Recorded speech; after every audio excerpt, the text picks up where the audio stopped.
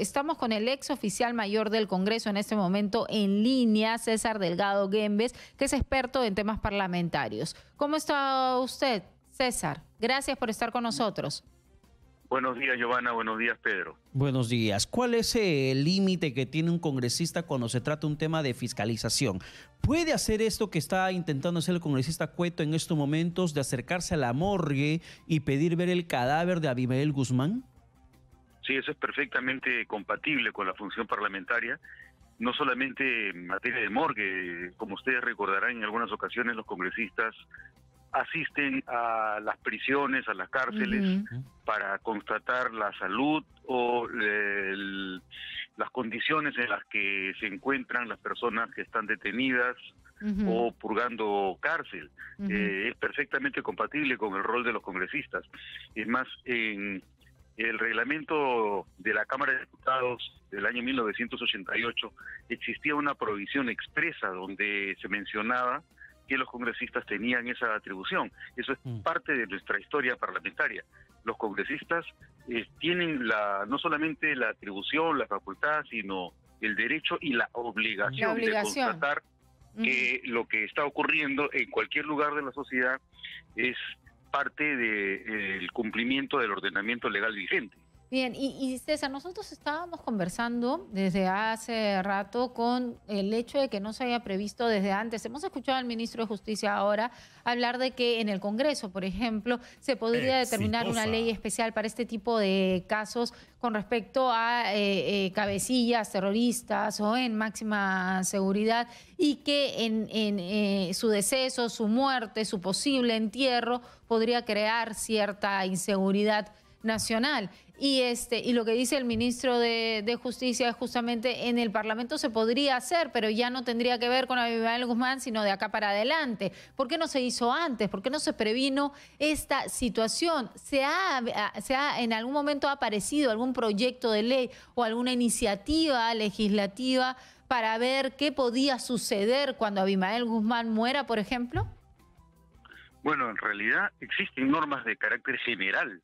Si bien es cierto, existía una pena de cadena perpetua sobre Abimael Guzmán, no deja de ser cierto que una vez muerto él, el cuerpo no es propiedad de nadie, no es propiedad del Estado.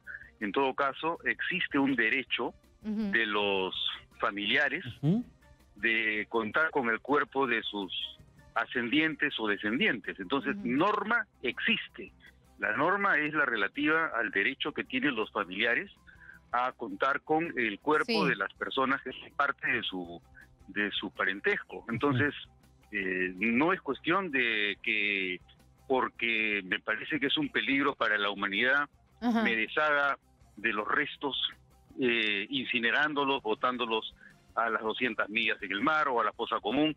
Esas son probablemente peticiones o deseos que tengan quienes se sienten indignados por lo que representó simbólicamente pero no lo que especifica la norma. Y la norma, por ejemplo, también lo mencionó la Fiscalía, y queremos aprovechar contigo que conoces en esa materia legales lo que mencionó el Ministerio Público. Dijo que el cadáver de Abimael Guzmán recibirá el tratamiento que dispone la normativa vigente conforme a la Ley General de Salud y el Código Procesal Penal, las que establecen que los restos deben ser entregados a los familiares directos debidamente acreditados. La carta poder que le dio Elena Iparraguirre a la camarada Berta, a Iris Quiñones, ¿termina siendo válido para que Elena Iparraguirre, desde las rejas donde cumple también cadena perpetua, pueda disponer qué hacer con el cadáver de Abimael Guzmán? Mira, sobre el particular es muy importante tener presente cuáles son los principios sobre los cuales nuestra vida republicana y democrática se ordena. Y el principio central es que vivimos en un Estado de derecho. Esto quiere decir que no puedo dejar que mis pasiones, que mis emociones, que mis indignaciones precedan respecto de lo que prevé el ordenamiento jurídico. Y el ordenamiento legal señala que las personas tienen derechos. Uno de los derechos es el que tiene la esposa respecto de su cónyuge.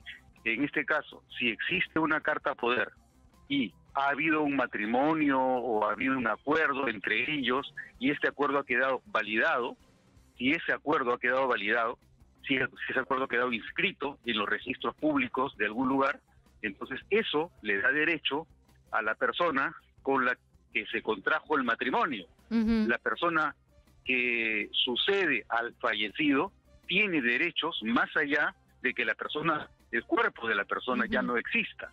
Ese cuerpo no es disponible por el Estado si es que existen familiares o parientes. No Aunque la viuda esté tras cuando las rejas cumpliendo condena por terrorismo. es posible que esté en prisión, pero no deja de ser tener el cierto que derecho. tiene derechos. Ahora, pero... Tiene derecho...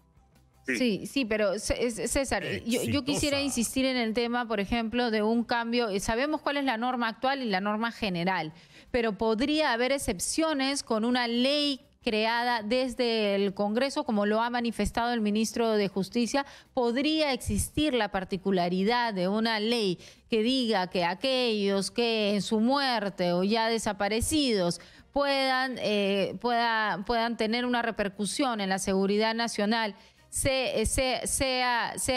el Estado el que elija qué hacer con el cuerpo?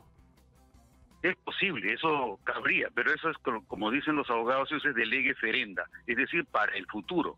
No Sí, pues, rige respecto de no ha habido sucesos nunca anteriores. una iniciativa así antes.